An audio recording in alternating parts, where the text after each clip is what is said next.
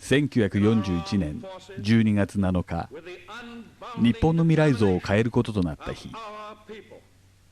いつかこの日が来るのではと予期していた人々もいたことでしょう。それまで楽しんで聞いていた番組が突如中断され、日本軍のパールハーバー襲撃を伝える臨時速報がラジオから流れてきました。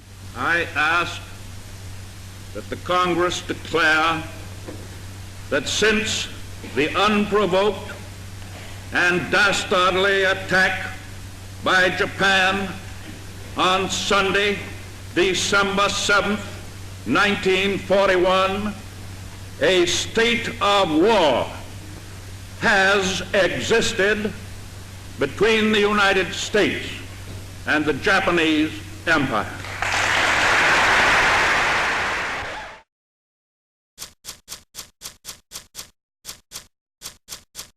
翌日12月8日、US 側が日本に対する宣戦布告を即座に行いましたが、この際、議会にて日本との開戦を唯一反対したジャネット・ランキンという議員がいたことを記憶に残しておきたいものです。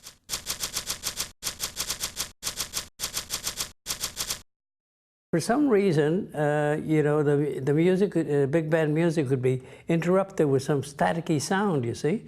And eventually one of the ones there said, what, shut up for a minute and let's turn and see what they're saying on the radio. And that's when we heard the first news, broadcast that the Japanese had attacked Pearl Harbor, a place we had never heard of, we didn't know.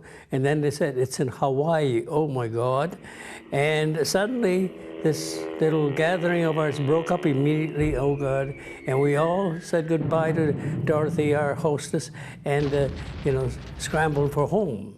And as I was, I was maybe about 4.5 blocks away from home. And as we left the place, and I thought, oh my God, my first reaction was, we're in for it now. Now, I'm 19 years old. That was the thing.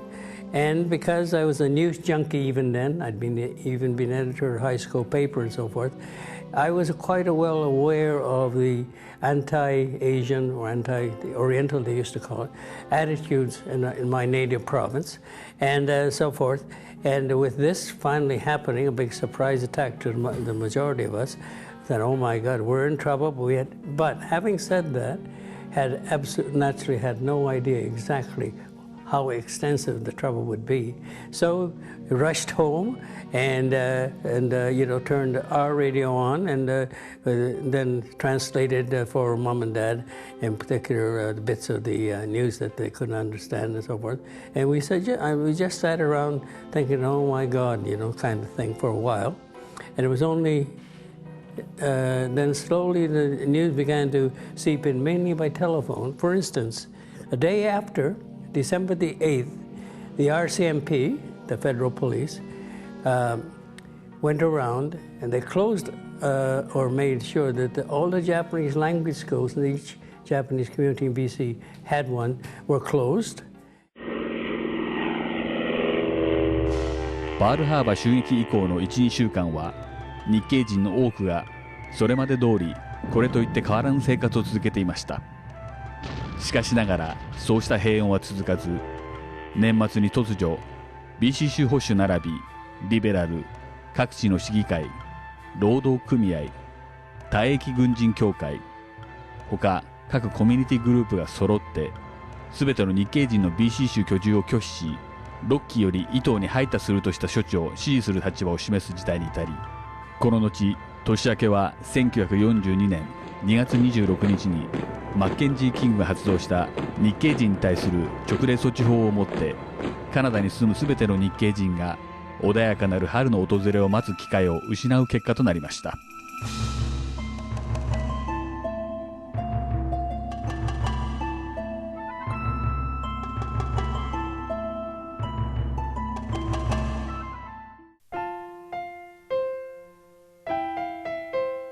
記録によりますと、パールハーバー襲撃が発生した時点で見るカナダ国内における日系人の人口は 23,303 人で、このうち約 76% がカナダ市民ともなり、内訳としては市民権を得ている日系人全体の6割以上がカナダ生まれ、約1割5分が帰化者となっています。Canada's action was taken promptly. It was at once recognized that Japan's actions were a threat to the defense and freedom of Canada and the other nations of the British Commonwealth. As a result of our deliberations, it was decided that the government of Canada should immediately associate itself with the government of the United Kingdom in hostilities against Japan. またカナダも日本に対し宣戦布告をしたことで、邦人の沿岸往来を規制するべくカナダ海軍が1200隻に達する日系人の漁船を没収しました。加えて約40名ほどの邦人が国家安保を理由に拘留されました。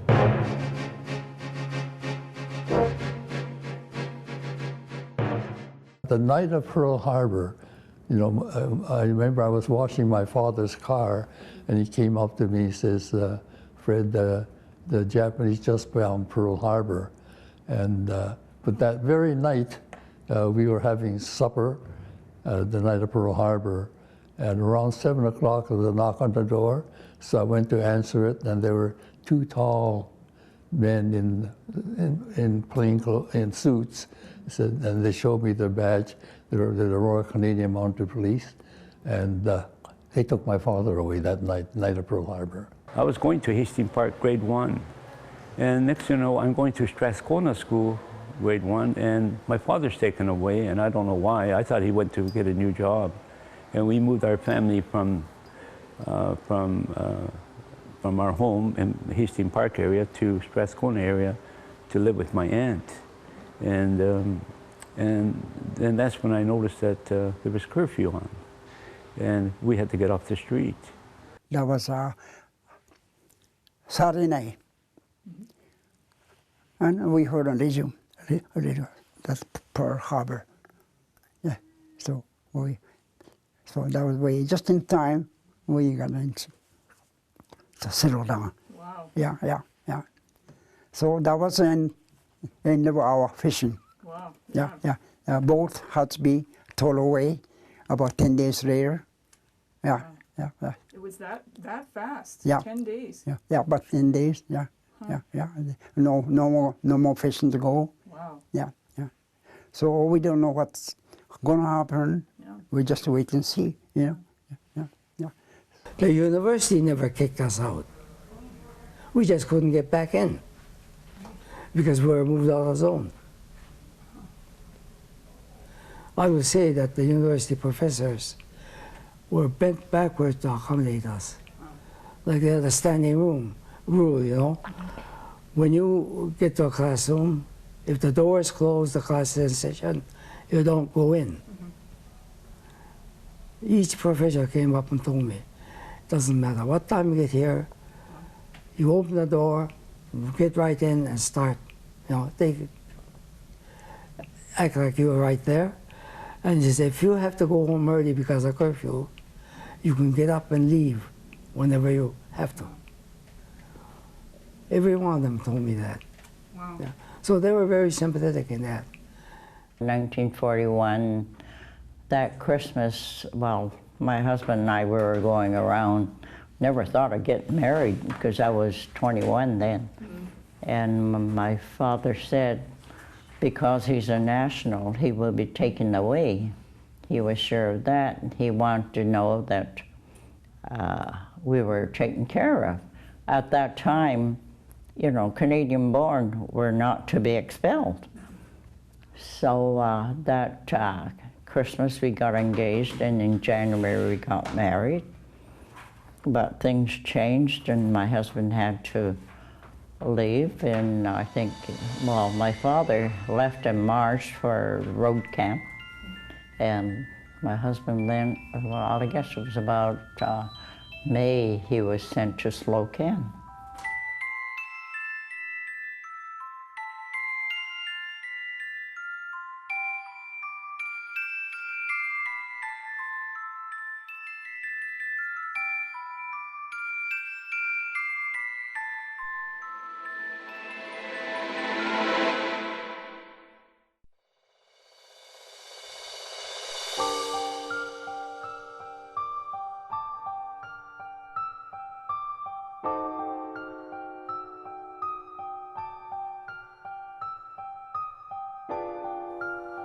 戦争が招いた日系社会へのしわ寄せはさらに進行し、日系人の活動に対する監視強化に伴い、この指導に当たった警察側より日本語学校59校が閉鎖、日本語新聞3紙が廃刊に追いやられました。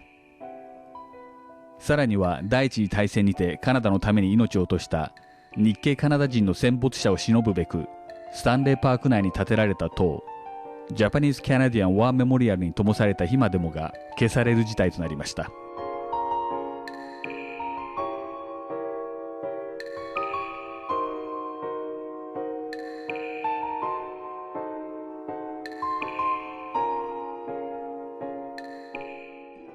My father was taken away by the RCMP about 3 days after the Pearl Harbor and were sent to Princeton, BC.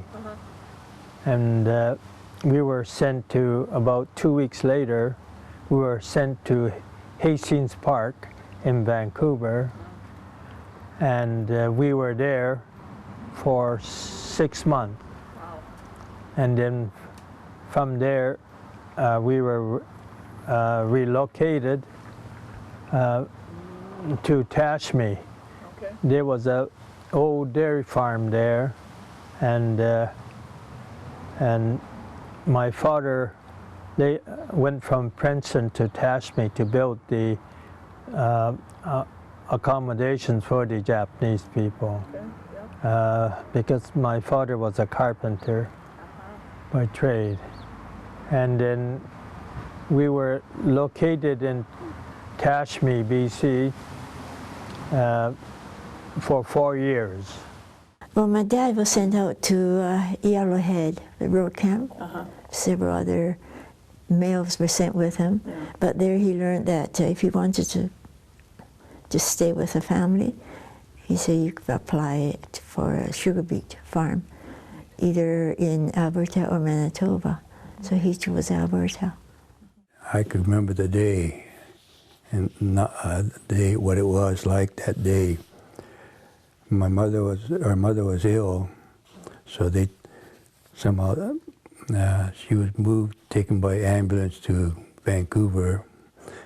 We didn't know where exactly until sometime later. And it was just after Easter break that we got this notice that we have to get out of there. And it was a morning, it was a sunny spring morning, and I can remember that.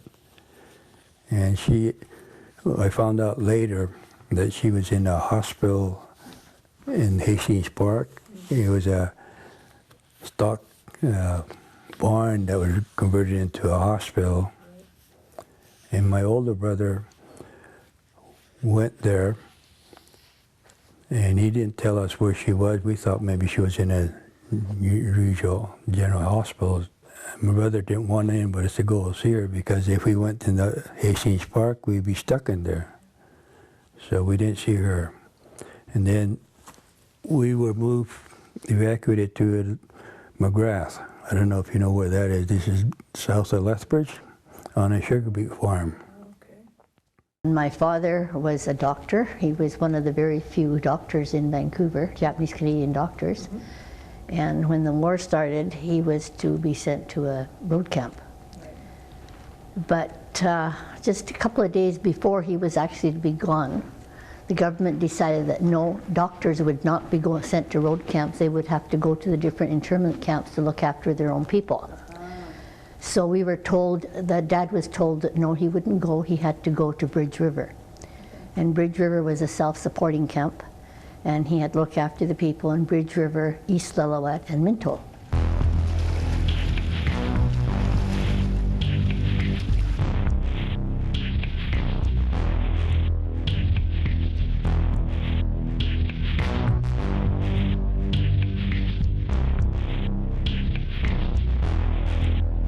Shortly after, with the prejudice, of the politicians and so forth pushing, and a lot of other people pushing, labor unions of all things, and even some church ministers, they were all anti, Oriental and therefore anti-Japanese in this particular case, wanted to kick us all out. And so finally the federal government gave in the pleading from the BC government, and announced a mass evacuation. Every one of us had to go. So the first announcement about the things affected my dad, of course, because he didn't have his citizenship then at that time, neither did Mom, because, by the way, getting citizenship for Japanese people or Chinese or East Indian people, in other words, non-white people, was very, very difficult in BC. Very, very difficult. And among the few Japanese Canadians, immigrants who had naturalization, as they called it, citizenship, were commercial fishermen. And only because that was the only way you could get a commercial fishing license in the BC waters, and so forth. And so that the canning companies that needed the fish would pressure the government to give them naturalization. So the majority of a few guys that had, citizenship who were immigrants, and some of them couldn't hardly speak any English at all, were fishermen.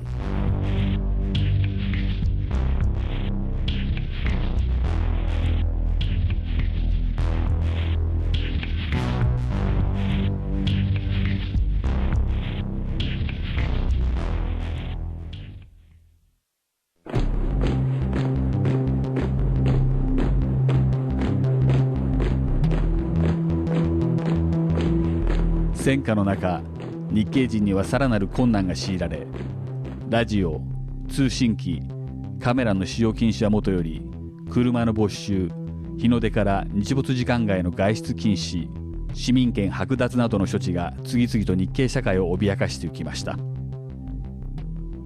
警察側による家宅捜索も令状なしで行使することが認められ、各家庭からさまざまな家財が押収されました。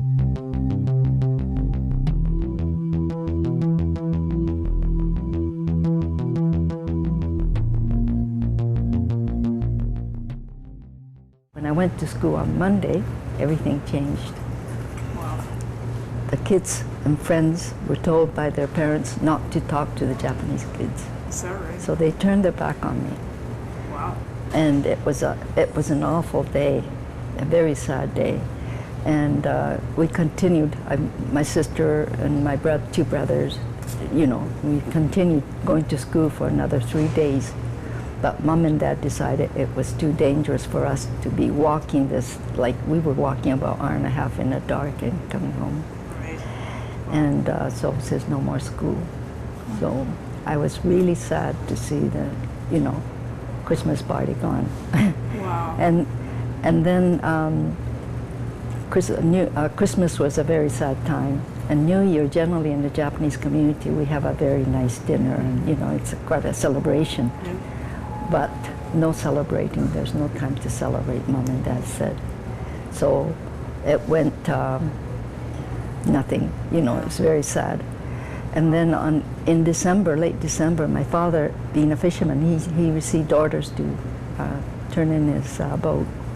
But he was sick with a flu or something. So his friends got together and they towed it to New Westminster.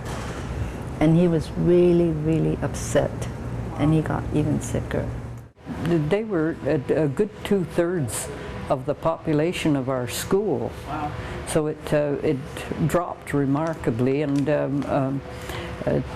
I was in grade 6 at the time. By the time I had finished grade 8, it was still wartime, and they closed the school because a lot of adults had left too, white adults. One paper that was left going, and it was only a weekly, was the only English paper put out by the Canadian-born, Japanese Canadians, called the New Canadian. And so not only was that left open, mainly because the Canadian government wanted a vehicle through which they could let the Japanese Canadians know what was going to happen, etc., because of this situation of war against Japan. And so not only was the weekly paper going to allow to survive, but for temporarily it was going to go 3 times a week to get the news out. And also they were going to add on a little Japanese section for the immigrants. And as a result, here I am. My dad's a landscape gardener, and in Vancouver, you know, even in Vancouver in December, there isn't too much grass to mow and weeds to pull out and so forth. So I'm sitting at home, and I picked up the phone and phoned the editor of the New Canadian, whom I had met. Tommy Shoyama was his name.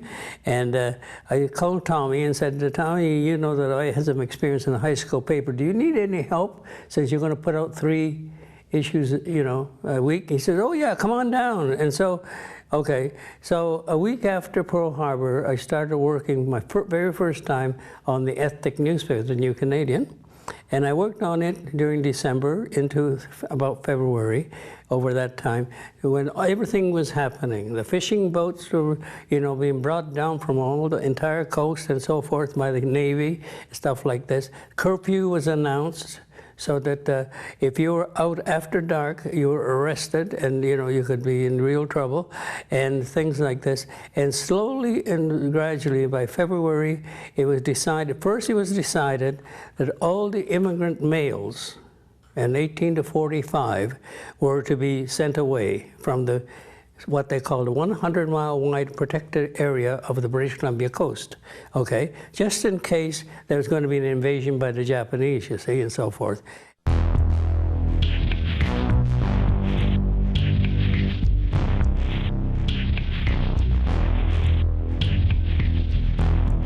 そしていよいよ西海岸から100マイル以東への強制移動が開始されました。